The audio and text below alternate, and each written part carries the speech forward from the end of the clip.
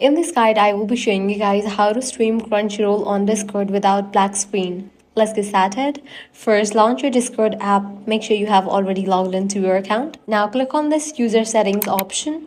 You'll be directed to this page. Here, navigate to this section, app settings. Under that, you're gonna find the option of appearance. Click on that. Then navigate to the option advanced. Here, you're gonna find the option of enable hardware acceleration. Disable for this option. Click on change and restart. Next, launch your preferred browser. Click on three dots. Then navigate to the option settings. Here in the search box, type in graphics.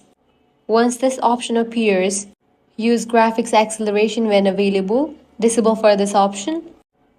Once you do this, head back to Discord, join a voice channel and start screen sharing. Now when you play Crunchyroll, the black screen issue should be gone and your stream should display properly. And that's it. That's how you can stream Crunchyroll on Discord without a black screen. If this guide helped you out, do not forget to like, share and subscribe.